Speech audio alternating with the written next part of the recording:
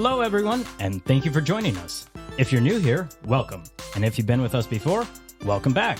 We are The Fifth Meeple, a podcast where five diverse friends offer our takes on the latest and hottest games to hit our table.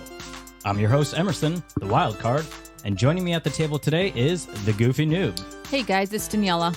The Collector. Hey, this is David. Is that a new game I see over there? The Underdog. Hey, it's Emily. And the Intellectual Introvert. Hi, everyone. This is Chris. Today's episode is centered around hand management. The two games in our lineup today will be Ticket to Ride Europe, where we look to complete the best train routes across the country, and Trekking the World, where we race around the world to visit the most tourist attractions while collecting souvenirs. After that, as always, we'll face them off against each other in our head-to-head Battle of the Funnest and see which one will travel to the top.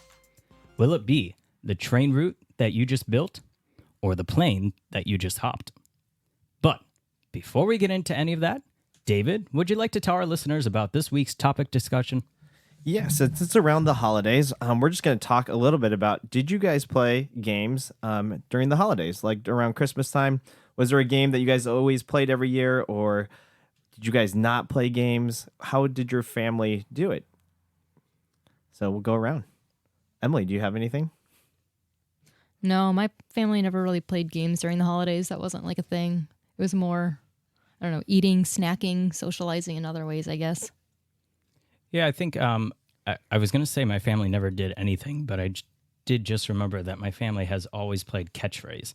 They did that while the first set of cousins were, young adults, and then, as I became of age, they just stopped. So that's a bit telling. But yeah, I used to at least watch. I didn't participate in it because I was, too young. But catchphrase used to be a tradition in the family. Yeah, for me, we would do one Christmas, like Christmas Eve, we would do at my mother's parents' house, and then we would do Christmas Day at the other grandparents' house. And I can always remember on Christmas Day, we would do all of our presents and all of that, but then there was always this game of a card game called Chase the Lady, which is relatively basic. I mean, really, really simple. But what that meant is every single person that was in the house, whether you were 5 years old or 55, you could be in part of that game, feel like you were contributing. And I just always looked forward to, when are we going to play Chase the Lady? It was just, it was a great part of my day. That's cool. That is cool. So this is Daniela. I'm trying to think. I think our holidays were always something, depending on where we were at, right? If I'm at grandma's, The Wizard of Oz is on for 24/7 on TNT or something, just playing. It's like, oh my gosh, how these flying monkeys, no, not one more second. I don't know why anybody really loves that movie. Anyways, and then it seems a Christmas Day or Thanksgiving Day, anything like that, more football and food and conversation and people screaming at the TV, but in a good way. And so, no, I don't think there was any real chill time just to play games. And I don't think my family would have enjoyed that either. They're very competitive. So no. Yeah. What about you, David? Yeah, I guess in my family, we always played Roomy Cube. That was a game that we all sat around and we played. My grandma really loved that game. And then there would always be a group of guys, and I want to say they'd always go to the side and they'd play hearts. So there'd be 3 or 4 different tables of hearts going on. And depending on what skill level you were, you could try to climb the ranks. But at the highest table, I remember it's always in the kitchen. My relatives, when we get together for the holidays, we used to have 50 people there. And I would always remember, if I go into the kitchen, there'd always be the premium hearts game going on there. And if you had a seat at that game, you were really, really good. And there is always arguing and just, having fun. And I remember, one year I finally got the opportunity to sit at that table. And I was really just nervous because I'm like, oh, crap, all these people are really good. Am I going to prove myself here? So that was really fun. But I guess to go along with this question, now that you guys are in the hobby, I know some of you are getting into the hobby. Do you plan on taking some games, to share with other people instead of just maybe sitting there, talking? So speaking of, funny that we're recording this episode today because I found Trekking the National Parks, at Half Price Books for literally half price, and it was $25. And so I bought that because my family loves traveling. We love the national parks. We love doing all that kind of stuff. And so I'm kind of excited to, an intro game to introduce them to that game and get them involved. I've also, my mom comes to our game nights on Fridays, and she likes Carcassonne. So I bought that game. So I'm just picking up stuff randomly here and there, some stuff that they enjoy maybe, even if I enjoy them too, but I think they're going to be easy teaches, and I'm looking forward to kind of teaching them some new games and maybe introducing games back into some holidays and family time. Yeah, I'm going to take a couple of trick takers home to my parents, and then I'm looking forward to I buy myself things for Christmas, right? And I say, hey, honey, this is a good idea for a gift for me. And so I know I've got a couple games waiting for me, and I also have one or two waiting for my son. And so I'm looking forward to let's open them up so that we can actually open these up, and that'll be our first play of those games will be on Christmas Day. Very cool. Yeah, so my family knows that I'm a board gamer. I really enjoy this hobby. They're basically like how I was a couple of years ago, board games, Monopoly, your cliche board games. So I share every week when we play games, I share it on social media so everyone can, track what we're playing, because I feel like it's fun to do. But still, I feel like my family at least doesn't have a full grasp of what board gaming can be. So even if I brought it maybe to a holiday, I'm not sure that I would get such a great response. I think it'd be great to try it out, but I don't have high expectations. I know when we go over to Emily's side of the family, though, we've started bringing a couple of things. I know with her siblings, we started playing Quacks because it's it's a gateway game. It's something easy to play, and it's a good social game. But I don't know, Emily, what are your thoughts?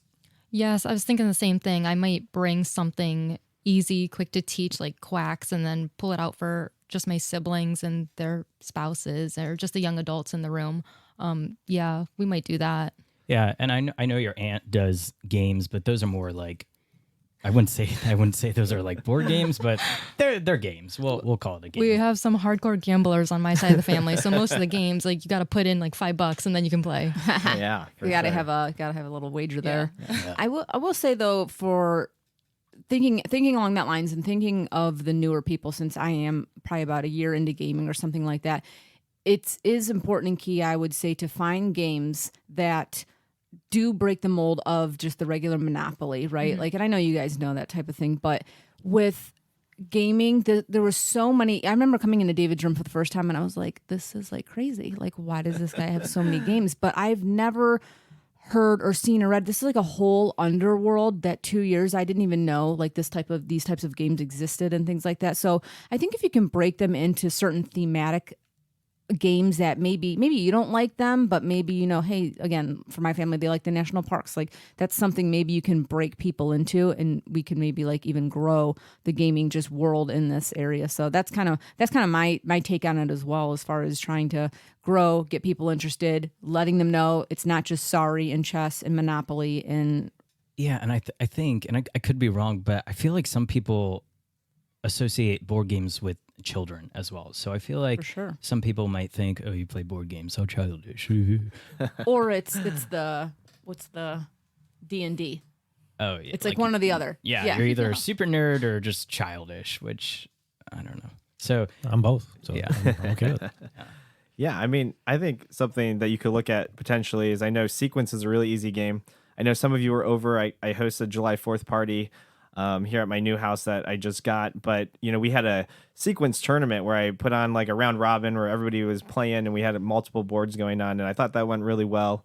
We had a little champion picture. So we're hoping to maybe do it every year and kind of have a little cup like that. So, yeah. So, I mean, I think that, it's definitely something to, bring family around, kind of like Daniela was saying, and introduce people to the hobby and, definitely help it grow in that way. So, yeah. So I think, every one of us is kind of an ambassador, when we go to that. And so very cool. Thanks, guys. Hey everyone, Daniela here. Before we get started, we'd like to ask that you take a second to hit the subscribe button so you never miss a show. As we look to grow this channel and community, we'd really enjoy the opportunity to engage with you, the listener. Please leave us any feedback you feel would be helpful to us and share this episode to help grow our channel. Lastly, we'd love for you to follow us on Facebook and Instagram at Fifth Meeple, where you can vote in our weekly polls, get in our discussions, and see what we're playing. We also have a new BGG guild, which is titled The Fifth Meeple, and our number there is 4269. You can also visit our website at fifthmeeple.com or just email us directly at thefifthmeeple@gmail.com. And as always, we thank you so much for your support. We hope you enjoyed this episode of The Fifth Meeple.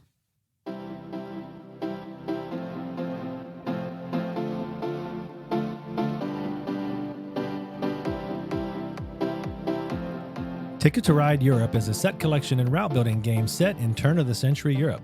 At its core, Ticket to Ride Europe shares much of the DNA of its blockbuster predecessor. Players draft train cards of various colors and spend them to build routes between cities on the map.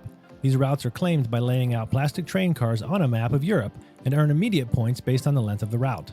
Players also have destination tickets which earn them game end points if they manage to build a complete route between the cities specified on the card, but lose points if the route is not completed.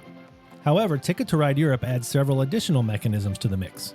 Ferry routes over bodies of water require one or more engine cards to be played in order to claim them. Tunnel routes are of unknown length and may require more cards than initially thought. Players may also build up to 3 train stations in cities, allowing them to use an opponent's route to complete one or more of their destination tickets. Players take turns drafting new cards, building routes or train stations, or claiming additional destination tickets until one player has 2 or less train cars remaining, at which point players receive one additional turn before final scoring begins. Once the scores are all aboard, the player who has amassed the most points from all sources wins the game. Ticket to Ride Europe was designed by Alan R. Moon and was published by Days of Wonder in 2005. Thank you, Chris. So before we get into this discussion of the game, has anyone ever wanted to travel to Europe? Was that ever on your bucket list? Are you happy now that you've thematically traveled to Europe? Yeah, I've fortunately been overseas numerous times, so I actually really like this version. I knew where a lot of the spots were, even though it was old Europe. I like the theme of this. I love Europe. I have a special place in my heart. My grandparents immigrated here after World War II and stuff, and so just a lot of great. I like the theme, so yes. Yeah, my grandmother came over literally after World War II. My grandfather went over for the war, met her there, and she moved back with him. After knowing him a couple of months, moved to America with him. So I have a soft spot in my heart for, in this case, England. Yeah. My wife's from England, so yes, I do like that place. But that's the great thing about being in America. It's so vast. We have so many places here we can travel. I haven't not been to Europe yet. Maybe I'll go someday. But there's so much to discover right here in our own country. We have, rainforests, we have deserts, we have plains, we have mountains. We have a little bit of everything here that I can enjoy until I get that opportunity. Well, little do you know, we're going to be going to Europe one day. Why is that, Emerson? Because we're going to visit my hometown. Oh, where are you from, Emerson? I'm from Bulgaria. Yay. Yay. Okay, so best moment of this game, I think, is, and it's not necessarily while we're playing the game, but after we're done playing the game, I love looking at the map and seeing all the trains laid out. I just think it's cool. It's a great photo op, and it's just it's not only that sense of accomplishment. Hey, I've done X, Y, and Z, or hey, David built the longest train route. But it's also just, I don't know. I think it's cool. Does anybody else feel that way, or am I just weird? I think it's a great game from a table presence standpoint, and you're kind of building it out as the game goes on. Yeah, and I agree. Maybe you know what's happening, but then you take a step back when it's over, and it's pretty cool. I think in any of those kind of games where you're actually building something and the board is changing. Yeah, and not to totally divert away from this game, but it kind of reminds me of Rolling Heights when we played that game. We didn't necessarily enjoy the game while we were playing it, but but when we stepped away and we saw all the skyscrapers, it was pretty cool. So it kind of goes in with that, with Ticket to Ride. I see what you're saying there. I think that is cool. I think it's a good point to make. Just to sometimes step away from the game, whether you enjoyed it or not, and take a look at what the entire table is built. Yeah. Yeah, I would say it's definitely more satisfying than even we played Isle of Cats, because half the boards weren't filled up at the end a lot of times. But I mean, here you're mostly putting out most of your trains, so that is satisfying as far as getting all your trains out on the board and knowing that the end game is conditioned on that. And a 5-player game too. I mean, there's a lot of train cars. There's a lot of trains. Yeah. The Europe board is slightly meatier than the U.S. map because you have those ferry routes in the stations. Yeah, so Ticket to Ride Europe is a little different than just your average Joe Ticket to Ride America. So I guess we could call it like the vanilla side of Ticket to Ride, right? But with Ticket to Ride Europe, you have a couple of different options. Chris, would you like to share some of those things? Yeah, the one that I like the most is the train stations. I mean, to me, this is a gateway game. I like to play it and relax.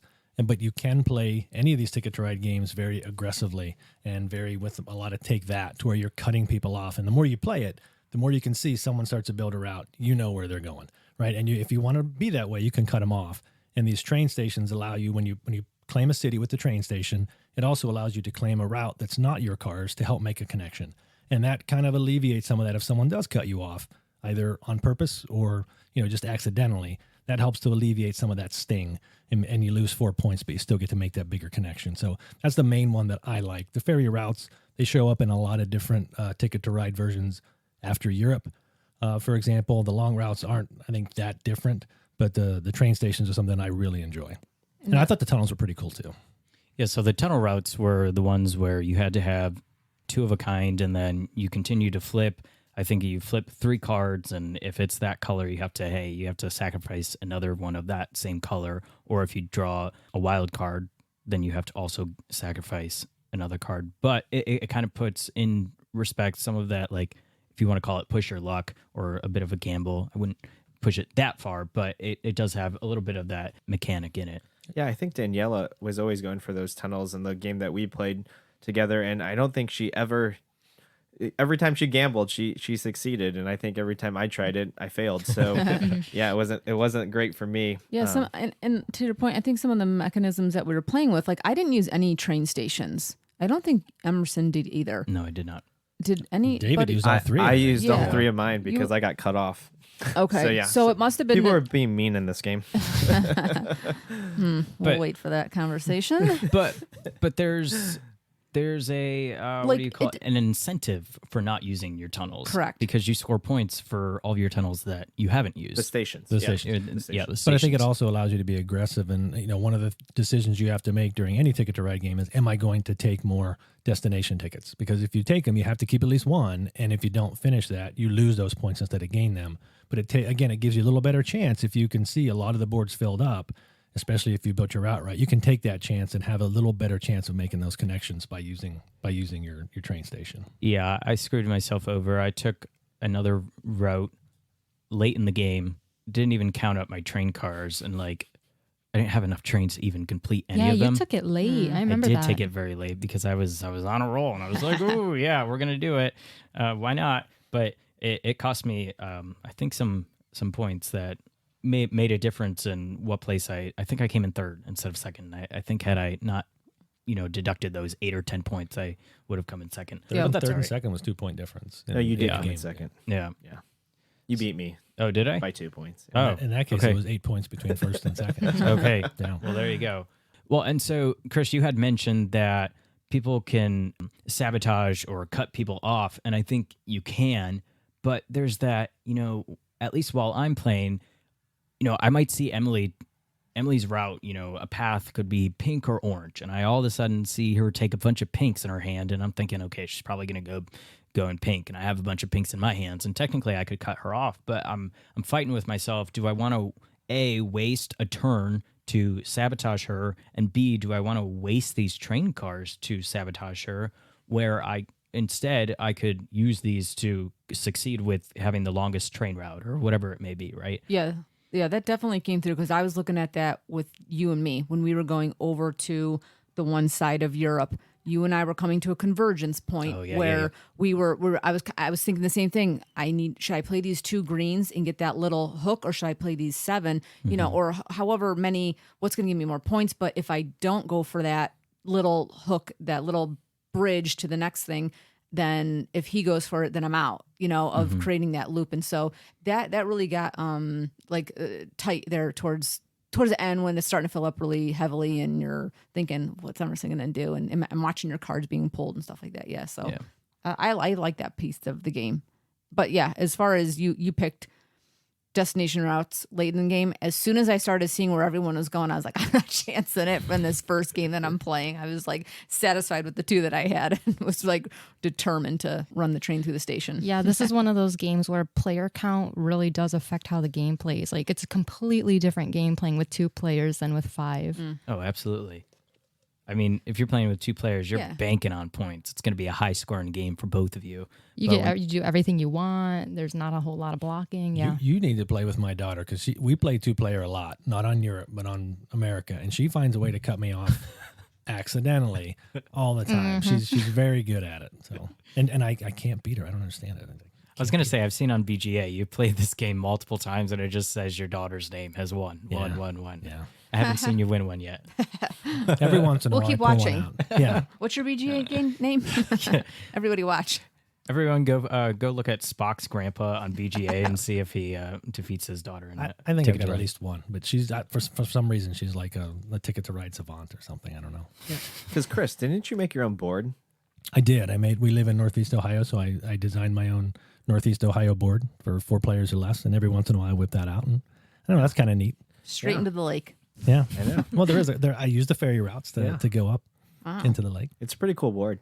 So I'm a big Ticket to Ride fan. I was looking through my collection. I have 7 different actual physical versions of Ticket to Ride, and some of those have multiple maps front and back. So I've enjoyed playing Ticket to Ride a lot. I also have the app for it on my iPad. I have played over 1,000 games of Ticket to Ride on that. I know that because they give you an award for that when you do it. And They have a separate app? yeah, it's literally Ticket to Ride. You buy it from Days of Wonder. And then you can buy, they give you like 1 or 2 maps. And you have to buy the additional maps for that. But I have all the ones that you can buy in there. But it's really nice because you can get a game in less than 10 minutes. You know, you go on there and can really knock them out, which I think is why my play count's so high. But it's just, I enjoy the game I don't want to call it brainless, but it's a nice, relaxing game to get through. Yeah, that's one thing I appreciate about this game. It's very direct in what you're doing. There's not a lot of options. You're given your routes, so you know what you're doing the whole time. You're not like, oh, what am I going to do this turn? What am I going to do this turn? So I do appreciate that. Do you think with 5 players it should have felt a little more cutthroat? I think it depends on how people approach the game.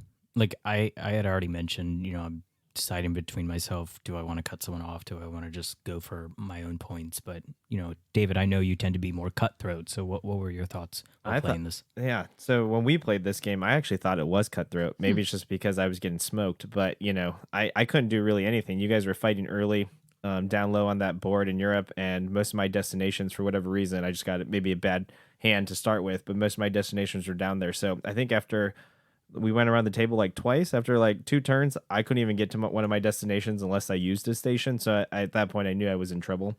So yeah, I thought it was cutthroat at 5 personally. And I but- think because of the stations, it doesn't get that cutthroat. Because I know Chris, correct me if I'm wrong, but I know in the original Ticket to Ride, like if you lose a route, you lost it. You gotta go Yeah, around. and there's a couple of cities. no other options. Las Vegas on that original map, it's got 2 ways in. And without that station, if you don't get one of those routes, you're hosed. And some of there's like a Las Vegas route worth 19, 20 points or something like that. And you can get hosed really fast, especially if someone just takes them both, which my daughter tends to do. Well, and I think the more that you play this game, the more familiar you are with the routes and how achievable is it? What's the likelihood of me being able to accomplish it? So at the start of the game, you could choose supposedly to not keep that route and go for it. Or see what someone's doing. I played so much with my daughter. She'll put 2 trains down, and I know exactly what route she has. And if I wanted to cut it, I could do it. So you can be very cutthroat the more you play. Mm-hmm. I think that's a good Thanksgiving lesson for her What's that? coming up. Cut her off early. Cut her off at the pass. Teach her those hard lessons young. Yeah, I feel like I would go in with that idea, and then she would just smoke me. Yeah. So Well, but in a 2-player game, you can't share a path, right? So once one train color or one player has taken, if there's A double route. Yeah, 2 legs of a route, if you want to call it. One person has taken a leg of it, the other person can't use it. It's not usable anymore. So that makes 2 and it 3 players. Yeah. Oh, 2 and 3 players. Yeah, Okay, yeah, so keep it tight. yeah, so that does help make it a bit tighter of a game. In this game, those wild cards, when it's your turn, you have the option of drawing from the face-up cards or drawing from the deck, and you can take up to 2 cards. But if you take a wild card, you're only stuck taking one. So how often did you guys feel like you were taking wild cards over colors that you actually needed, or supposedly drawing from the deck and hoping to grab the color that you actually needed? Because I know for me personally, whenever I play this game, I'm hogging all the wilds. I know you do. I love the wilds, and I'm not really sure why, because I don't have as many cards in my hand, but I see it and I'm like, oh, I need that right away. And it always works out for you, but I never do it because I'm like, well, I want 2 cards, not 1 card, because look how big my route is. But like, yeah, then you have all these wilds and you're just like setting down routes left and right. Whereas I'm just like waiting and waiting to accumulate the cards I need. For a first playthrough, I think I used those sparingly when they came up. It's like if I needed them, yeah. But if I was going for green and orange in routes, and I was looking at that, and then if I was really not pulling those, I'm looking at another route. So I think as far as the wild card goes, yeah, maybe a little bit just to help fill something up, but I wasn't hogging them, I would say. But I don't know. I guess Daniela has a poll. Is this a pink or purple card? It's purple. It is pink. Purple. Let us know in the comments and reviews if Yeah. you think it's pink or purple. Lavender. What color is Emerson's shirt right now, Chris? That's pink. Salmon. That's not even salmon. That's pink. rosé. How about anybody else with the wild cards, David? Oh, I'm just waiting for frustration, so let me know. Okay. Ready to jump in. For me, it's Yeah. situational. If typically I try not to just take a card because I think it's important to get as many cards as you can. But if my anxiety factors start going up, or I'm getting really worried about making a route, or if I see I need orange, I just see someone else taking orange, which would typically be you, Emerson, because you always take the cards I need. Then I'm grabbing wild cards just to make sure. Yeah.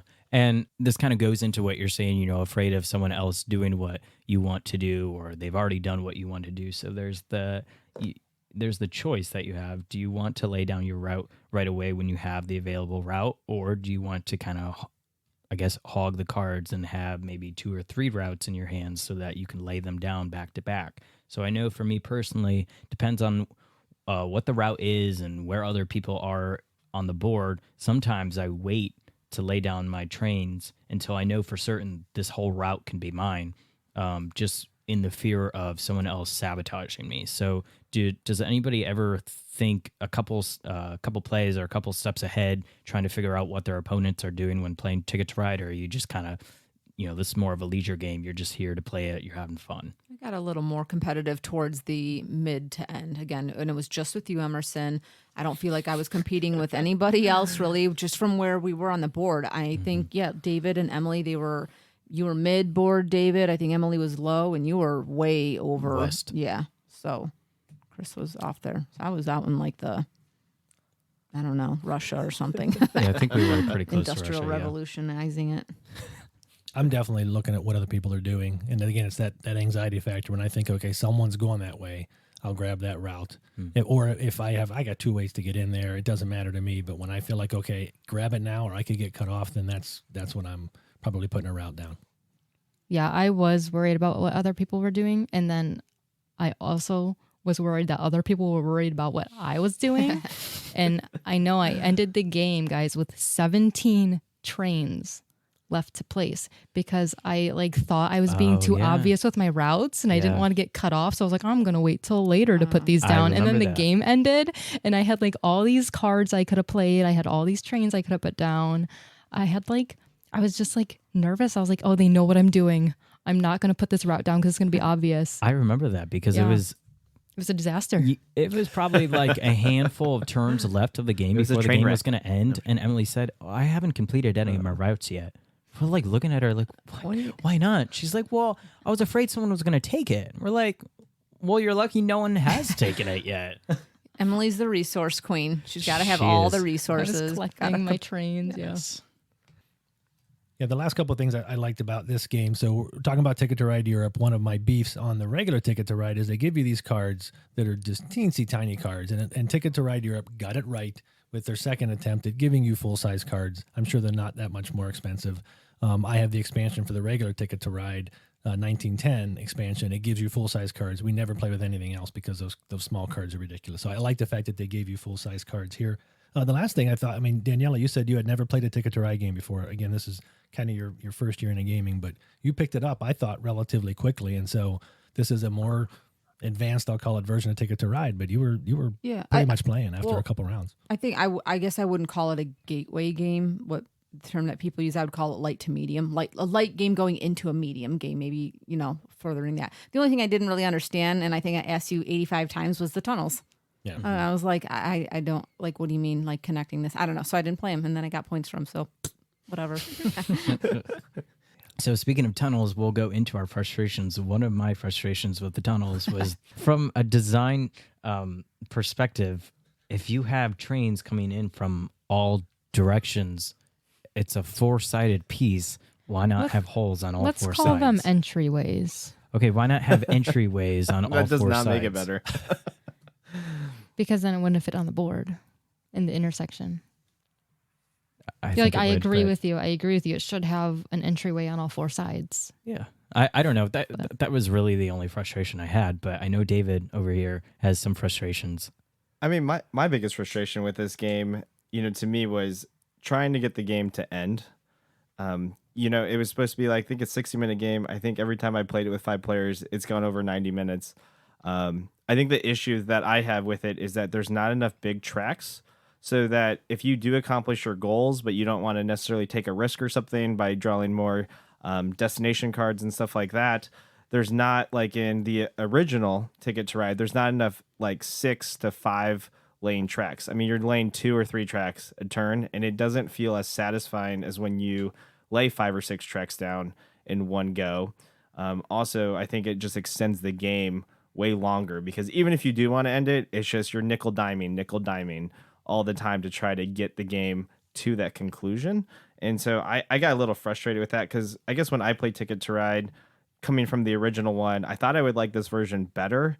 And for whatever reason, it wasn't as relaxing of an experience. Like Chris keeps saying, it was really relaxing. It's kind of, a relaxing kind of game to play. And that's what I think of the first game. And so when I got this game, I knew it'd be a little bit meatier, but I think the jump, kind of like Daniela was saying, was a little bit more than I expected. And I guess my expectations of what I wanted from the game was to be something that was lighter. So yeah, take it for what it's worth on that front. I think there are no 5-car routes in Europe. There's a couple of 6s, and then there's that 1 8 that I think is undervalued, but I don't think there's even any 5s on there. And I agree 100%. This game that we played together on this table took us an hour and a half, and it felt like it's just not going to end. And you thought it was close, but you couldn't get those last trains down. Chris, you're right. There are no 5-track routes. It just goes from 4 to 6. And looking at the map, it looks like the majority of us, if we were really trying to bank on points, we were going for the 4 for 7 points. But I am seeing a lot of 3ers. So, David, you're correct by saying that there's more shorter tracks than longer ones. But looking at the map, David, it looks like your approach to this game was to go for longer routes or longer tracks. Yeah, that was my approach, just because I started up in the north where the longer tracks were. So when everything was getting eaten up in the south, and I mean, to be thematic about the game, I mean, that is Europe, though. I mean, everything's kind of tight spaces. If you ever been there, get used to not being fitting in any cars, because the cars are teeny tiny, especially coming from like our big SUVs here in America. Trying to get all your luggage and 4 people in a car, rent 2 cars. That's my suggestion. Take the tube. Exactly. Mind the gap. Yeah, mind the gap. So, yeah, I mean, it's just a different game, and I guess one that I wasn't necessarily prepared to play, just because I thought I'd be more relaxed, and I was looking for that type of environment more than a more strategic game. So you wanted coming it from Ticket to basically in and out, right? You were I just wanted something that was a little bit lighter. So long? And even though I think on BGG it's only a 1.92, but for whatever reason with 5 players it just felt a little heavy. As far as not necessarily decision making, but just kind of the length of the game and how long it took for people to decide, to do some of the cards. And the tunnel thing really frustrated me, because when you have a board, you would flip over the top cards, and half the time Daniela, I was sitting right next to her, and every time she would go try to do a tunnel, she'd have to flip over the top cards to see if she would have to put more cards down. And every time I feel like I needed those cards that were on top of the deck. And so to me, and then I never saw that color again for 5 or 6 rounds. So it was just really frustrating, because it just seemed to hit. It was great for Daniela because she never got anything bad, but it hit me in the wrong way. Yeah, I have 0 frustrations. The map, my main frustration was just the map is hard for me, and that's a me personal thing. when I play on the America one, I've lived in America for 51 years. I know where everything is. I go to Europe. Number one, I don't know where everything is. Number two, they're old timey names, and so half of them I can't even pronounce. But the main thing was that when I think what's supposed to help you is you get one of your destination tickets. It shows you, city to city and shows you the line. But those were skewed a little bit and weren't quite arranged like the map is. And so I'd look at it and say, oh, they're here, and then I'd have to twist all that to be able to find it on the map. And to me, that was really frustrating to me to figure out where am I trying to get to. Yeah, and I think at the beginning of the game or whenever you're playing a route and you're looking, at least for me, I'm trying not to give away where I'm going to be traveling to. Yeah. So, what you're kind of hinting at, Chris, is you're making looking at it the obvious. card. You're making it obvious because you're continuously looking at the board, and you might look over east when you're really trying to go west to kind of throw your opponents off. But really, it's kind of a dead giveaway when you're trying to stare at the board and figure out where you're supposed to be going. Yeah, I know. I got up on my knees a couple times and was like hovering over the board, like, where's my city at? Yeah. What route do I want? But that's okay because you didn't build the route anyway. Right. So I feel like the one thing, Chris, to your point about the cities and the maps and where they were, for the cool components that this game does have with the trains and the tunnels and in the different pieces and the cards being the right size, I think this game could have benefited from little like flags or something at each point of where each city was. It would have taken a second to set that up, but it would have been really cool to see some different heights on the train track to know where different stations were or cities or something. I think that would have been a nice, easy fix to seeing where things are, especially because you're playing a little bit low. And with Emily getting up and looking down, trying to find it, you're playing low. You can see the routes clearly because they're all they're nice marked in the colors. But as far as, the cities, that was a touch goofy. And it's pretty crowded off on the west there. When you get a bunch of those trains on there, especially 5-player game, it's tough to tell what cities where. We had all started standing, I think, a little bit towards the end to get up and look down to see where those cities were. Yeah, I would agree with all of that. I mean, the old school names just threw me off. I mean, because I'm looking for, modern day, names. I think I know Europe a little bit, and then I'm like, I don't know anything of where I think things are on this map. So, yes, I agree with that. But your hometown was on there, right, Emerson? It was. Nice. Yeah, there was Sophia on there. Who's she? We don't talk about her. I think the only other frustration I had was just I thought there was more downtime between turns than I would prefer, especially because turns, you can only do so much with your turn. And then when it comes to you kind of, if you know what you're going to do, then you're just waiting again. Yeah, that's how I felt. Okie dokie. If you're looking for a game to play while on the train, hey, this might be the game for you. David, would you like to tell our listeners how much they can get Ticket to Ride Europe for? Yeah, so right now, Ticket to Ride Europe on Amazon's actually on sale. It's going for $34.50, which is a great price actually for this game. You could buy a deluxe edition, like they have a 15th anniversary edition because it's been around that long. That's like $70. But right now, I would say you can find this if you're looking for a secondhand used copy. I would say your sweet spot's probably $20-25. If you have to pay for shipping, you're going to add a little bit more to that. But to buy brand new from Amazon for $35. It's kind of hard to beat unless you really, are looking for it used. So that's kind of what's going on price-wise with it, but it's held its value. Yeah, Ticket to Ride's that just the whole series, like an evergreen series. They're all good games. Mm-hmm. So, and I think a pretty good production. Yeah. It is time for a thumbs up or a thumbs down. If we feel like Ticket to Ride Europe plays well at a player count of 5, we'll give it a thumbs up. But if we don't think that this game plays well at 5, we'll give it a thumbs down. Chris, I'll start with you. Yeah, I mentioned before that I really like Ticket to Ride. I own so many different versions, and if this was the regular Ticket to Ride, without a doubt, my thumb would be up, banging the ceiling. But Ticket to Ride Europe, though, I've always struggled with the map. I thought this game went a little too long, and especially at 5, I have to give it a thumbs down for Ticket to Ride Europe at 5.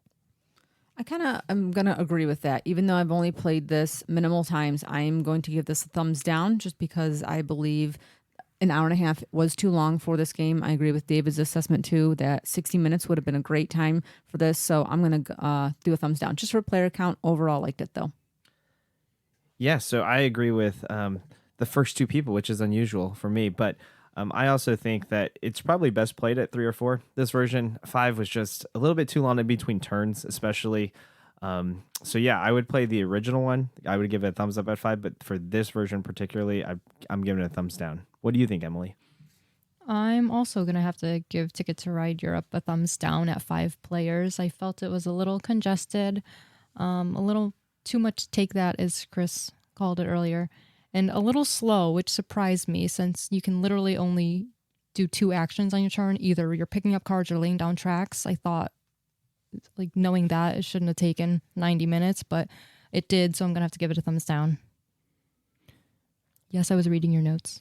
Okay, well, you weren't reading my notes because I'm going to give this game a thumbs up. Nice. I didn't realize that it took that long because I was just so into the game, and I think that kind of tells that you're enjoying a game. Hey, time flies when you're having fun. And I played it at a player count of 4 before, and I didn't really feel like there was much of a difference to justify me giving this a thumbs down. When playing this, let's compare it to two players real quick. I think, because I'm not playing with your daughter, Chris, I think when I'm playing 2 players, it's too easy. It's not enough of a challenge. When you're playing with 5, 4 players, whatever it may be, it's a good challenge. And really, I'm going to give it a thumbs up because it didn't seem like, it took that long, and I really just enjoyed it with 5 players. Cool. It sounds like Ticket to Ride Europe received 4 thumbs down and 1 thumbs up. Don't get lost. Grab your map, grab your passport, and join us as we begin trekking the world.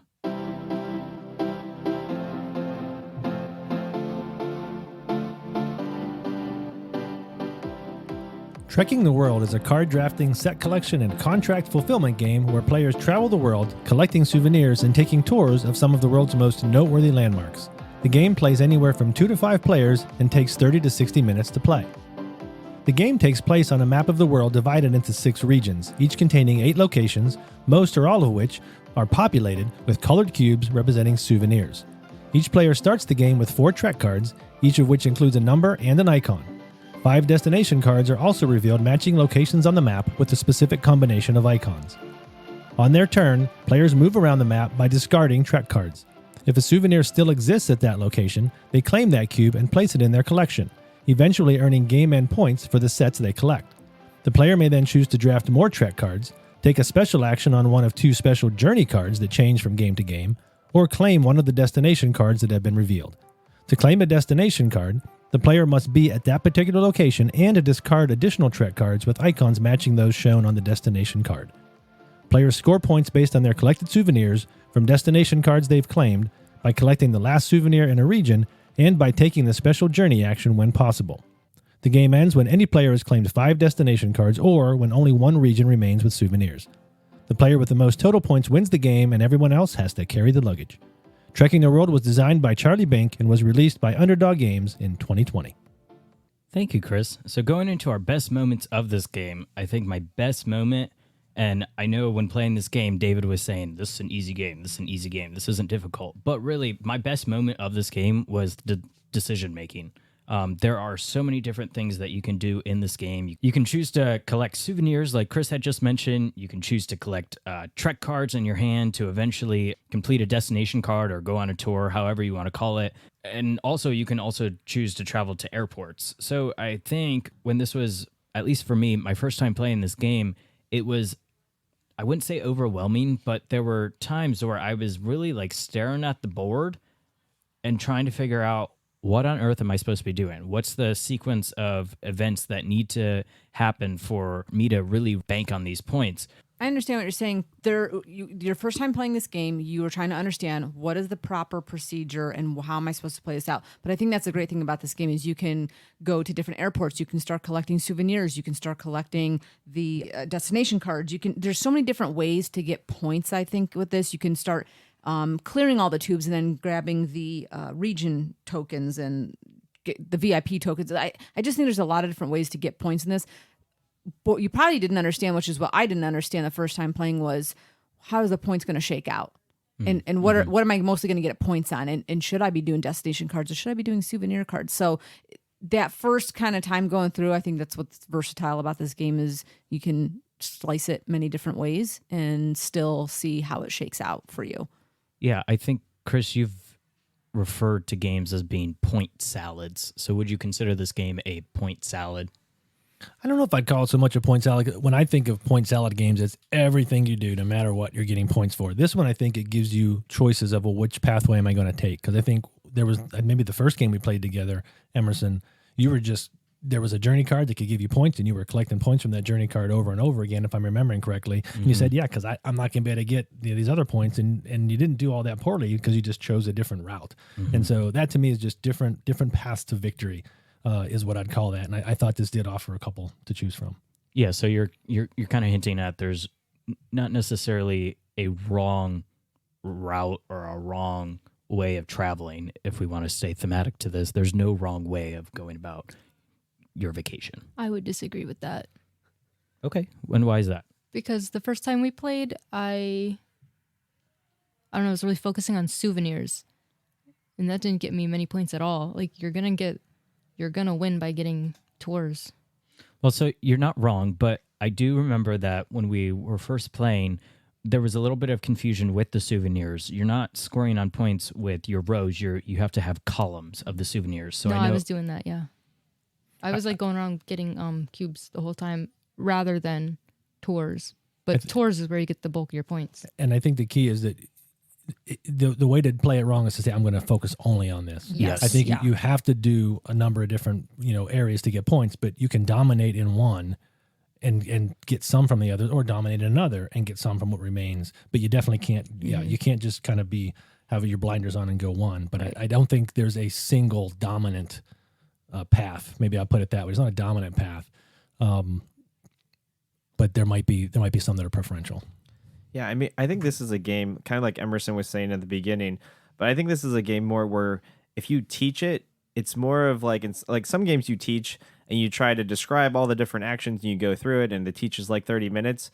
The way I try to teach this game, and I get maybe where you're coming from, Emerson, a little bit, but it's more of a try this and just play. And as you play, you'll start to see all the different combinations. So it's, hey, this is a very simple kind of rule set, but just jump in. And I call it like jump in teach games, where I'm telling people, hey, you only know a couple things, but just jump in and explore as you're doing it, versus other games where, are way more complicated. So I'm trying to explain to them maybe what's going on, but that's because the game is 3 hours and I don't want them to be an hour and a half in and they really don't have direction. So I think this is a game where you can easily do that. And I agree with, there are a lot of cool little decision makings. To me, one of the cool parts about this game is the use of cards. That each card has a symbol and a number, and so you can use either or. Reminds me of like a simple down version of like Brass Birmingham, which I like that card mechanic, but a way simpler one to try to teach people for the first time that cards can be more than one thing. They could act as two mechanics in one, and you choose which one you want to use. So I think, to me, this is a great kind of game to teach a lot of different mechanisms that are going on that you'll find as you work your way down the board game hobby, and have more complicated games. But it's a good building block game, especially for somebody who maybe just thinks of her hobby as like Monopoly, A lot of different choices, but each of those choices is not super complex, right? Yes. So you learn what those are without it getting too overwhelming. Yes. Yeah, the player aid card, when you're getting it, you've got like 3 options to do, or you can do those journey cards. And you're really going from there. And that's an easy thing, because David taught this to both my mom and myself at our game night. And even though she was like confused, because she's just, she's super basic as it comes to playing games. Those the Monopoly games and things like that. But I think you taught her very well. And she understood by looking at the resource card just what she had to do and what she had to go do. And I think she ended up doing pretty well. Yeah, she actually did pretty well. I mean, one of the other things I like about this game is I feel like I have a little bit more control, because if I don't like necessarily the numbers that are on the cards, maybe I go for the symbols to try to go for a destination card instead of maybe collecting more souvenirs that turn. So I like that, I can try to variable it up based off what I'm given on the draw. Like, I don't have to necessarily just be locked in on, oh, these symbols are the only things I can go after. I can play the numbers instead, or do the vice versa. Well, so you're talking about the cards, and what was interesting in this game is that the number of the cards represent the amount of movement that you can take on the map. And in this game, wherever you're going, it has to be that exact value that you use for your cards to pay with. So what were everyone's thoughts on that? There's no less and there's no overpaying for your steps. Emily, what were your thoughts on that? I'll have to say one of my best moments from this game is when you were in like Australia and you're spending like all your time in Australia, picking up all your souvenirs, making nice and neat. And I laid down like an 8 movement and I just hopped in from a whole nother country and scooped up that destination bonus, that country bonus right out from under you. You did.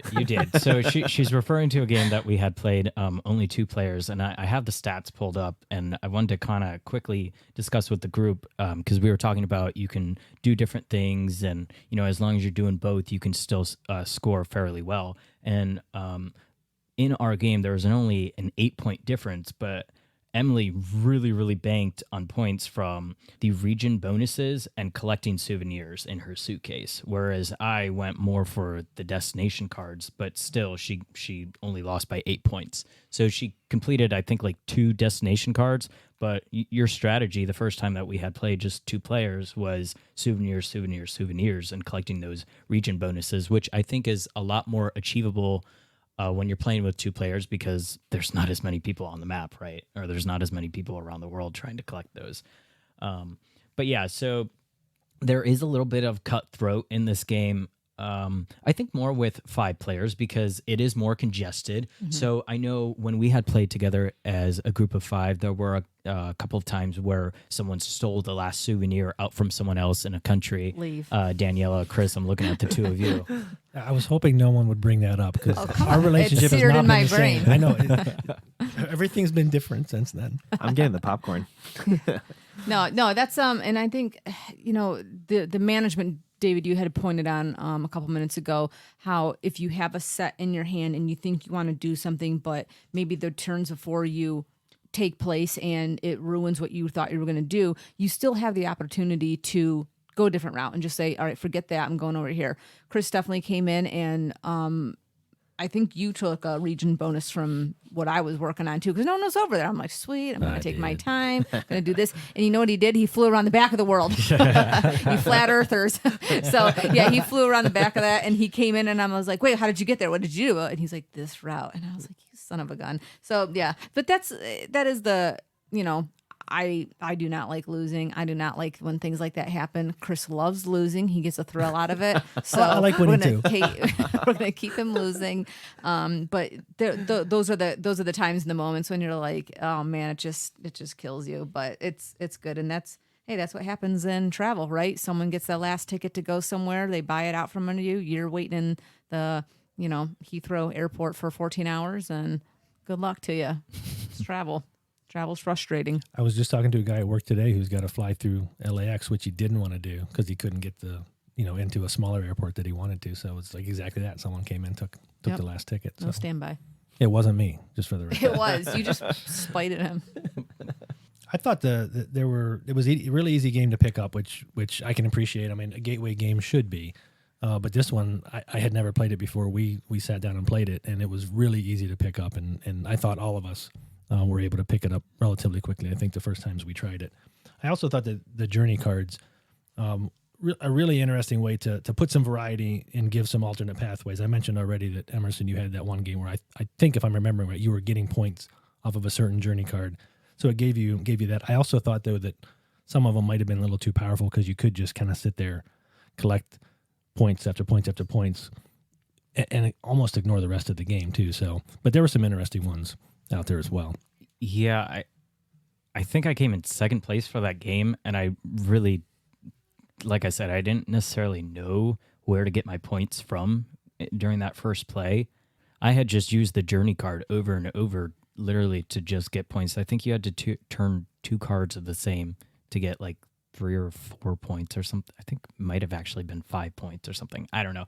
But speaking of points, another best moment for me was it's kind of like Century Golem in a sense, where the first 2 destination cards in the pool, if you want to call it, they can have a bonus of 5 victory points for the first one, and then the second one is 3 victory points. So if you really want to maximize on your points, and I've learned myself while playing this game over and over, is really trying to figure out how to maximize on my points, doing the least amount of actions but getting the most amount of points, right? So it is a bit of a waiting game if you choose to do it that way, in terms of waiting for, hey, I see Daniela is going for the Grand Canyon, and I want to do the Eiffel Tower next. But if I wait just long enough, I can get those 3 or 5 extra bonus points, and hey, that can make a difference in the game. Yeah, and with the destination cards, I think I wish more of those would come out. I almost don't like that the game ends when one person gets 5, because I would like more of those to start coming out. And maybe that rolls into a frustration, but not really. There's so many places on the map to have 48 cards for that. It would be interesting. I think when we played, only maybe 10 to 12 cards had been picked up and collected by people for 5 people, which is not a lot. It's like 2 per. But to end the game, some people are really going heavy on theirs. I know at one point during the play, I think I was either over in Indonesia or Australia in the blue region, or in Europe. I was in one of those 2 regions, and those cards kept getting pulled. And so I just stayed there and collected. So I could have ended the game real quick. But I think some people even held back a little bit on those destination cards and didn't want to play them because they didn't want the game necessarily to end right away. And so you're kind of like, okay, well, how can I get around to these places? I think the game could be really fast. I mean, it's a 30 to 60 minute game, and I'm not sure how long it took us. Yeah. So far our plays, just to kind of give you an update, both of them were about 48 minutes each, and then we played one that was just an hour. So it stayed within its time frame. Okay. Yeah. So I think we all got the hang of it, and it must have played out how it's supposed to be. So that's a quick game. Get in, get out. Yeah, and you're talking about people not wanting the game to end. I know the most souvenir tiles, if you have the most souvenirs of a certain color, you're getting victory points off of those. And it's interesting that, and I know, Emily, you had made or asked the question when we were starting to play, why are we not just waiting till the end of the game to hand those out? And whoever gets that many first, Yeah. whoever achieves the first gets the bonus. So if Chris and I are tied, but Chris got to that number first, he would get the bonus. Yeah, you have to Okay. overtake somebody on that same colored track. So say the souvenir was like the white souvenir. So if Chris had 3, in order to get that from Chris, get those points from Chris, you would have to have 4 white. If you had 3, Chris would still retain it. So that's why I said there was a little bit of a race aspect in that it gave you a little bit of advantage, because if anybody tied you, you still retain it. So Yeah, and I think it also adds to the tightness or cutthroat or however you want to call it in the game. You see David in the corner with 3 or all of the souvenir tiles. We might, a couple of us might start scheming together to say, okay, hey, we need to collect enough. Or I'm not sure if that's how we played it, but it can end up like that. And to go back to my original point, to piggyback off of yours, Daniela, when you're saying people didn't want the game to end. I know, David, you were really going for those souvenirs. So was it, you were hoping to get, as many most souvenir tiles victory points, or were you hoping to, complete as many columns in your suitcase? What was going on over there? Mine was mostly personally just to get the bonus tiles. So, if I got the most, I got 12 of, I think is blue, like yellow gave you 14 points. So I was just looking to go farther in depth. I didn't really care about the columns, to be honest. I mean, that was great if I can collect a lot, but I was going more for one color and be dominant in one color. And I think what you were describing, though, might have happened to Emily. Maybe it was the time you were trying to collect a bunch of souvenirs. I think you had 3 of those lead souvenir tags in front of you at one point, and maybe by the end of the game you didn't have any. Because, for David, for example, to overtake you, he just has to get ahead of you in one, and then I have to get ahead of you in another. And so that to me maybe led to maybe a painful point for you where you had all these points and all of a sudden they were gone. Yeah, I got too comfy. The guys just swooped in and took my points. I think one of the themes that we're missing, and maybe we haven't even stated yet, is that this is a race. I don't think we played this as a race. I think for a 30 to 60 minute game for 5 people, this is a race. It is a race to get who can get the most souvenirs, who can travel the furthest, who can get the most destination cards, who can do everything the fastest. I think that might have been something that we subconsciously maybe had missed. It's the amazing race without the knowledge and That's physical. exactly what I was thinking. That's like amazing race, because we're all we like you said, the destination cards. Some of them are incentivized to keep it flowing, keep the, I don't know what you call it, the deck moving. But we're all going for those certain destinations, so we're all kind of flocking to one area. But then again, I felt like the board was so big and roomy, I never felt blocked in. It was just a nice game, yeah. I thought it was so roomy I couldn't get where I wanted to go, and I had to have but I also didn't use the airports, and you did, Emily, and I think that was something I missed, that I felt like I can't get where I need to go, but that's because I was not willing to give up. I think you have to end your turn on an airport to be able to use one next time, and I wanted the tickets, and as a result I couldn't move where I wanted to go half the time. Well, we had talked about the journey cards. There was one journey card that we played with during one of our games that allowed you to move your souvenirs from one color and pretend that it was another color. I thought that was a really neat ability, and I know you were moving things all over the place, David. Yes. And that it also kind of became interesting because maybe you're leading and you have 5 yellows, but in order to be able to capitalize on one thing, all of a sudden you're moving down and I can overtake you. So I thought that was a really neat journey card to come out and add something different to the game.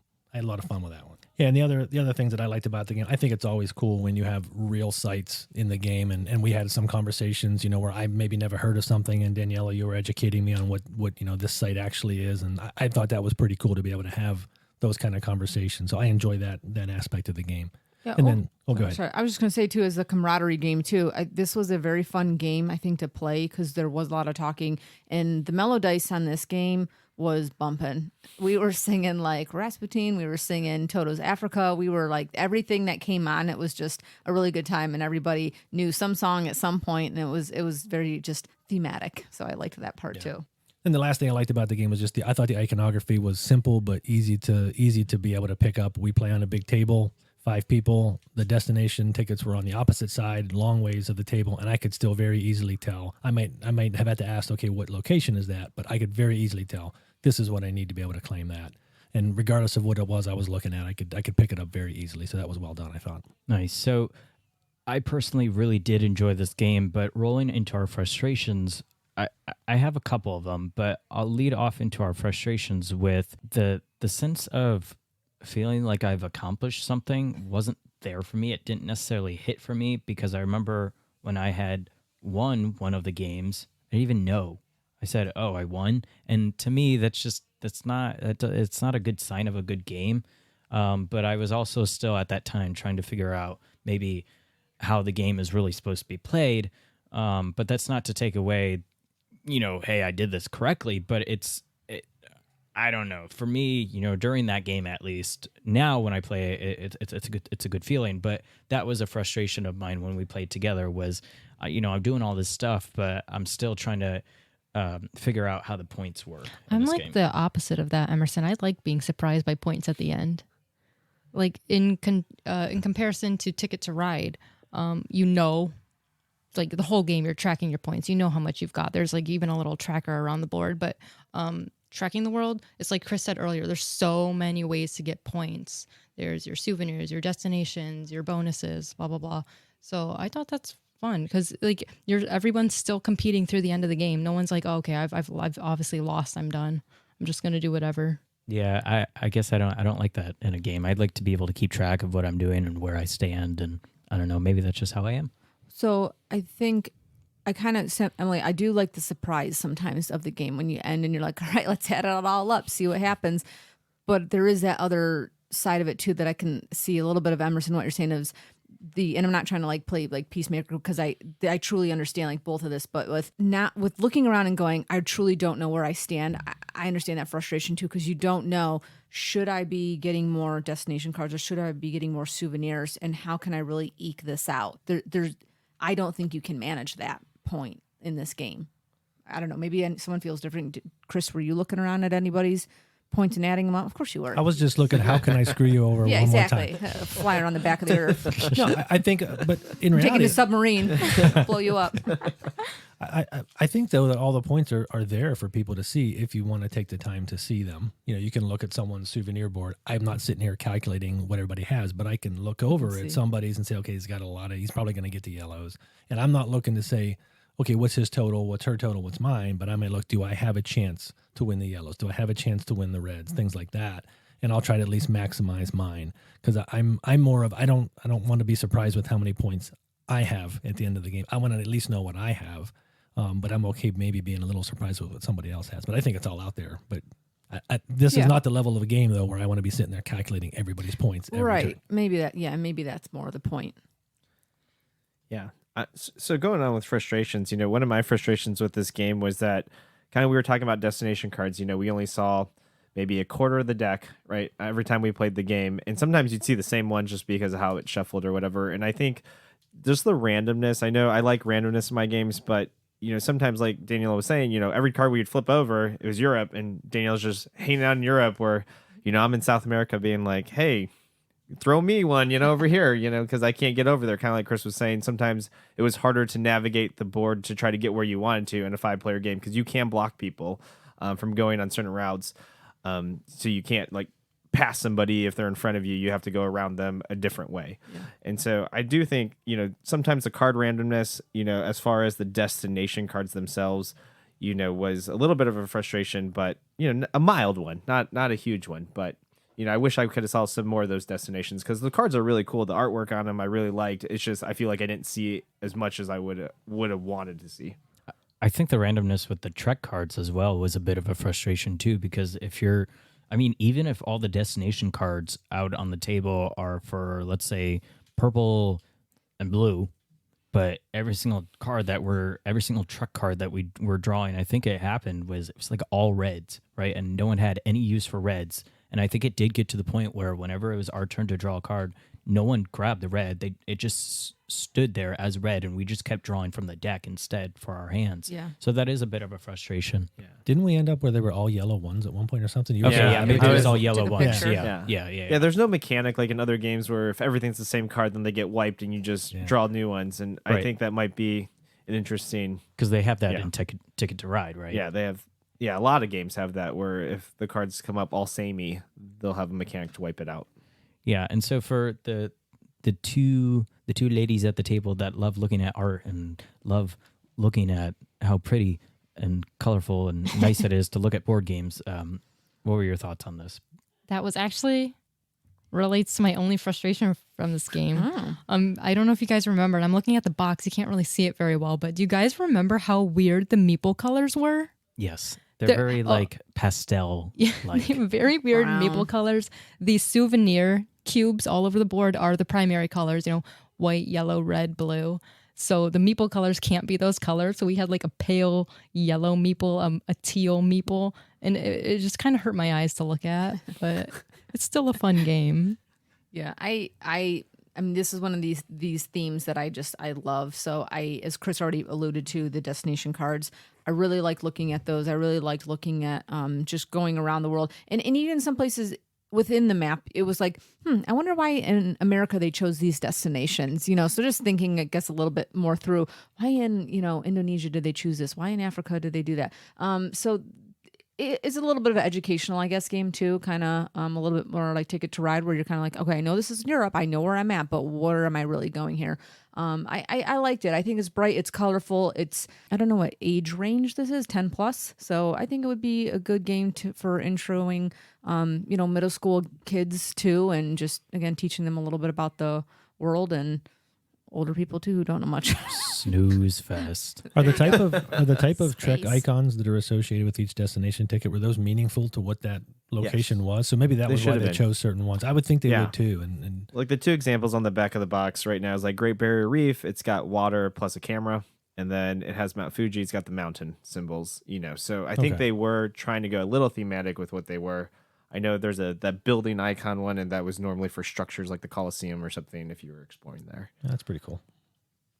Yeah, and so another frustration of mine was a journey card that I utilized a lot, and maybe it's through a bit of fault of my own, but it's just the way that it ended up was you'd have to turn in 2 cards of the same color to then complete a destination card for 1 less symbol. So I remember, David, you had mentioned while playing it was kind of like, it was almost a 2-edged sword, if you want to, or a double-edged sword kind of, because to complete this destination, it's 1 less, but you have to have more in your hand. And so there is that aspect to this, but then also by the time that I was done completing this destination or this tour, I was out of cards. So my next turn, and Chris, I know this was a frustration of yours as well, was your next turn, it's kind of a waste because it's only picking up cards to get more cards in your hand. Yeah, I would agree with that. Sometimes, like you were saying, like you only have so many cards, and then you have no cards, and then so your next turn is auto for you. You just have to draw cards, and I never felt like I had enough cards in this game. Where like Ticket to Ride, sometimes like Emily, like you have too many cards, you just don't know what to do. In this game, I felt the opposite. I was always struggling because it is for movement and for purchasing things. So it was, I wish we had more cards, or if you complete something, you got cards, as a bonus. Like instead of, I don't know. Sometimes I'm like, don't give me the points, just let me draw a couple more cards or something like that. Did we have a journey card though that allowed you to turn into and get 3 for it? I feel like maybe Yes, one game yes. you were doing that and building up your card count. Yeah, I could, but the problem is when you move or spend it, I felt like I was still I was net even, but I wasn't really gaining the way the math worked out in the end. But I wasn't losing like everybody else, where you have like one less card all the time. I was just more even. Yeah, I felt like the turns could be a tad bit boring at times, and then when you couple that with, okay, now I'm going to get my turn, and then I can't do anything, and you're sitting there calculating, okay, I could do this in my next 6 turns put together, and it's like, oh my goodness. So that was a little bit frustrating for me. The last thing that was frustrating for me, and maybe it's not frustrating, it's just, hey, this is maybe not something I like. It's such a simple game, and I think because it's such a simple game, you can do some take that, and when that happens, it can just be brutal. As Daniela was talking about earlier, that when that happened, that I could tell that stung, but I also felt like I needed to do that to go and get the points to have a chance. But I feel like in this kind of game, if there's take that, it hurts. Well, and I think it goes back to my point of the race, where we should have been thinking of this more as a race and a little bit more competitive versus, oh, we're traveling the world together as a team. Like, and then you get like slapped because you lost your luggage or something, and Chris stole my luggage. Good luck fitting into those clothes. But, it's stuff like that you're kind of like, oh, what game am I really playing here? So that's all right. I mean, me personally, I love when you guys were doing take that against each other, because I'm just sitting here with my popcorn, just like, oh yeah, this is going to be good. Oh, popcorn eating at the games. That is true. Starburst eating. Yeah. Filling your mouth. How many Exactly. Starburst can you fit in there? The last thing I didn't like about the game, I just felt like it ended too abruptly. Like a lot of games, when you hit a trigger, everybody else gets one turn. And this was just, nope, when you hit that trigger, that person finishes their turn and it's over. And it's just really unsatisfying and frustrating when you just, okay, boom, somebody took it. Yeah, that is. Whoever crosses the finish line. Except when it's me doing it, then it feels very satisfying. It might have been you doing it the one time. I think you took the last souvenir. I will say all the games are really tight, though. I think like the top 3 players are always like within 3 or 5 points of each other. So it's always kind of a toss-up. Yeah, there was very close scoring in our game. Okay, for those of you who want this game as a souvenir, David, would you like to tell our listeners how much they can get Trekking the World for? Yeah, so right now you can find this game on Amazon for $49.95. That's what it's going for on there. I personally would not buy it at that price. This game's always kind of on sale at random points. Most of the time you can get it for at least $40. I know right now there's some copies on eBay that are going for $20 plus a little bit of shipping. And I personally got my copy brand new through Facebook Marketplace for $20. And I met a guy and we worked out a deal that way. So I think, you can definitely get this game used for like $20. I think that's actually a pretty decent value. I don't know if I would spend $50 on it. I would look for a sale. But yeah, that's kind of what it's going for. I would not spend $50 on that. I like it, the game, but I feel like $50 is a little steep. Yeah. Daniela, how much did you get your version for at half price? Mine was unopened, unused, in the shrink wrap still for like $25 for Yeah, Trek in the I think that's a national fair parks. price. Yeah. Nice. It is time for thumbs up or thumbs down.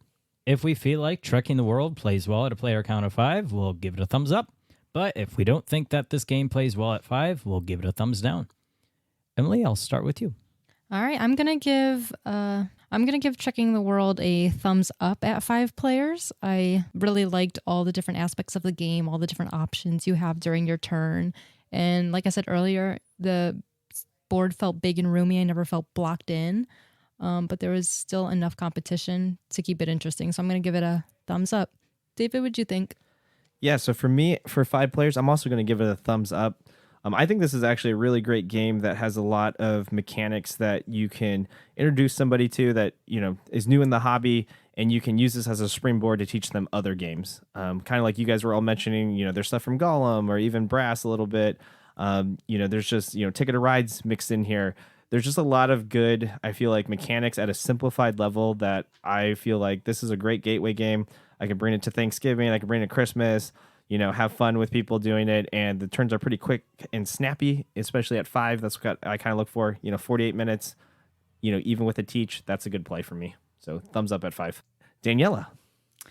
I am going to give this a thumbs up as well. I actually am going to take this to Thanksgiving and Christmas, the version with the national parks. So I'm hoping that it plays well. I had a very good time just playing with everybody, good interactions, good time. It stayed within the time limit, which was important for me as well. Because, for me and my family, especially teaching new games, I want to get in and get out and then move on to the next thing. And so good middle game between dinner and pumpkin pie. So, Chris, how about you? Yeah, this game's pretty light, and it's a lot lighter than what I would typically like. But what saves it for me is that it didn't go too long. And so the games I've been involved in, 45 minutes, I can deal with that. If it was any longer, I wouldn't play it. But for the way it plays and for what I get out of it, and accepting what it is, I would give it a thumbs up. It was a good time. We had fun playing it.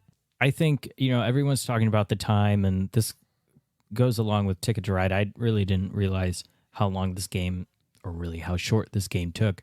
And I know that this was a game that we were able to play back-to-back very easily. So there is that factor. But I'm going to disagree with Emily with saying that the map was roomy. I think I found myself a couple of times in tight situations against David and Chris specifically on the map when we played at 5. And for that reason, I'm going to give this game a thumbs up because I like games like that. When playing with just Emily, it was a little too easy, and that, I would say, is too roomy. So I think the more players that you have, which is 5, for Trekking the World, I'm going to give this game a thumbs up.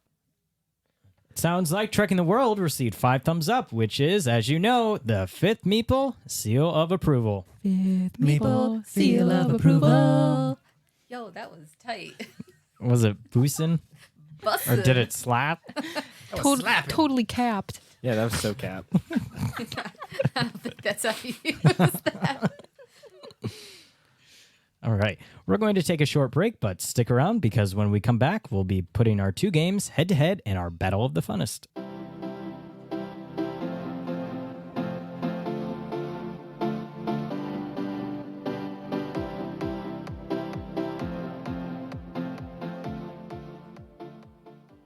Alrighty, everyone. The moment of truth has arrived. It's time to separate the men from the boys, or more appropriately, the games from the toys. We're going to be putting these 2 games head-to-head for the ultimate face-off. In one corner, standing at a 7.5 overall rating with a weight of 1.92 on BGG, are your traveling passengers, Ticket to Ride Europe. And in the other corner, standing with a 7.1 rating and weighing in at 1.91 on BGG, are your ambitious tourists, Trekking the World. Let's find out which one is the last game standing in this Battle of the Funnest showdown. Okay, guys, you walk into a room and you see 2 groups of people playing 2 different games. You may want to play both, but you only have time for one more before your flight leaves. Which table are you walking towards and why? Chris, I'll start with you. Yeah, I mentioned earlier that I really like Ticket to Ride. I've played it tons, and also considering that, hey, when we're doing this face-off, it can be at whatever player count you think is the most fun. And so when I do that, when I look at all the Ticket to Rides I have, if Trekking the World was up against USA, France, Old West, Pennsylvania, India, Switzerland, and Rails and Sails, I would choose Ticket to Ride, but not Ticket to Ride Europe. I didn't like that game anywhere near as much as the other one. So for me, it's Trekking the World for this competition. Well, that was a lot more in-depth than I was going to go in my review. I'm going to say, though, Trekking the World, too. Thematically, I really liked this game. I think it's a fun little sit-down, get in, get out.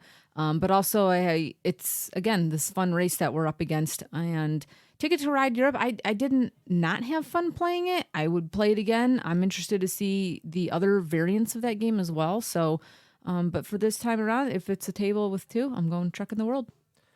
Yeah, so for me, there's a saying in sports that, we have to play the game. And, to me, when I came into this, I actually thought I was going to pick Ticket to Ride Europe just from what I've heard about both games. But when we actually got the games to the table and actually how they played, I'm almost like with Chris, give Give me almost any other Ticket to Ride game, and I'm probably choosing that. But against Ticket to Ride Europe, for some reason, it just didn't click for me. So I'm going to actually go with Trekking the World, which is a surprise for me because going into this, I thought my money would be on Ticket to Ride Europe. So yeah, Trekking gets it from me. Emily, what do you think?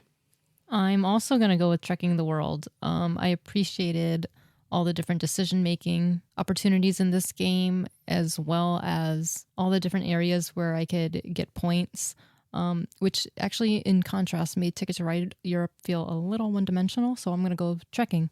Emerson? Choosing between the two of them, I would also choose Trekking the World. Kind of what Emily just said, the decision-making is a lot better than Ticket to Ride, in my opinion. And so for that reason, if I'm going to spend at least 40 minutes on a game, I'd prefer to be playing Trekking the World over Ticket to Ride. You heard it here, folks. Trekking the World wins with a knockout at a whopping 5-0 score. And that is going to bring this episode to an end, folks. If you liked what you just heard and want to hear more, do me a favor, if you haven't already, hit that like button and stay tuned for our next episode. Your views and your support make this podcast possible, so please continue to share and tell your friends and family. Thank you for listening, and as always, keep gaming. Goodbye, everyone.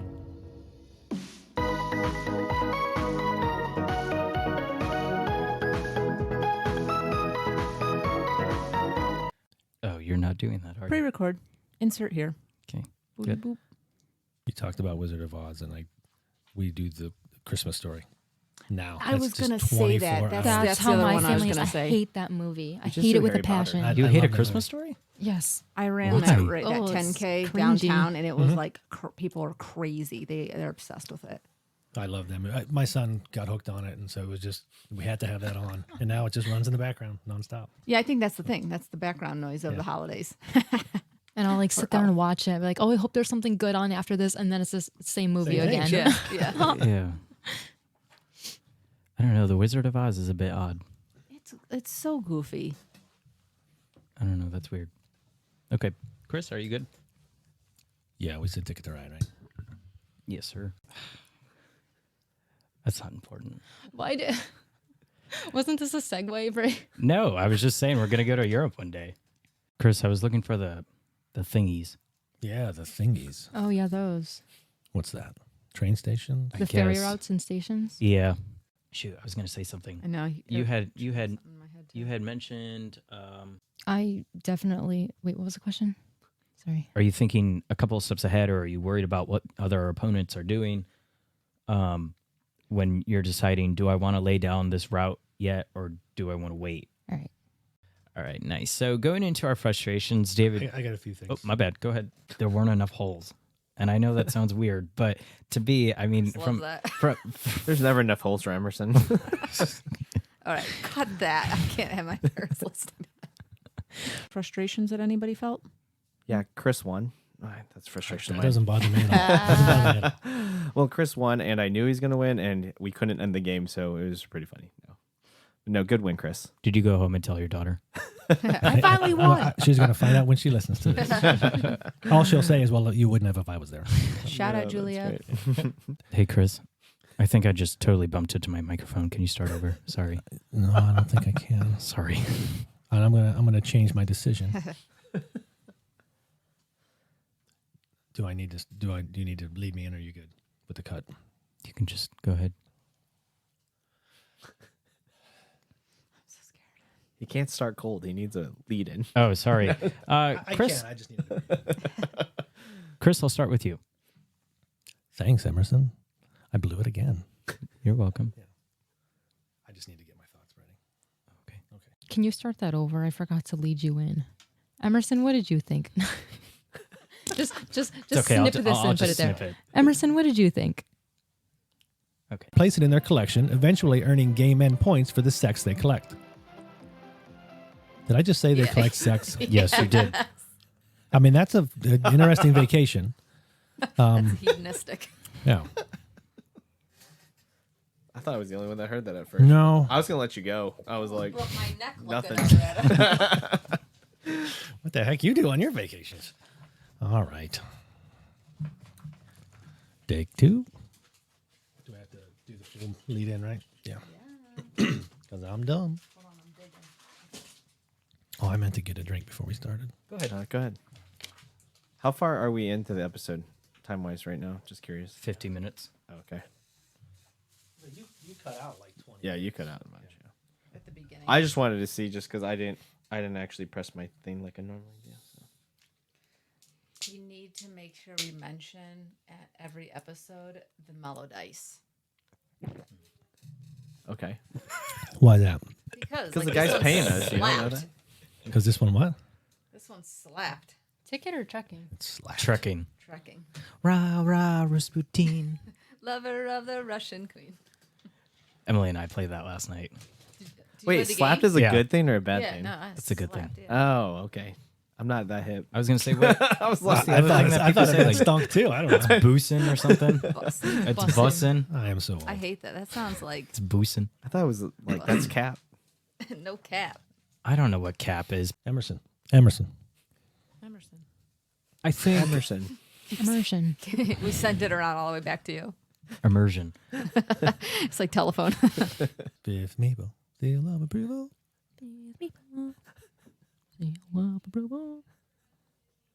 Maple. We love this game. Do it again. Fifth Meeple, seal of approval. Okay. We need Chris to join in this time.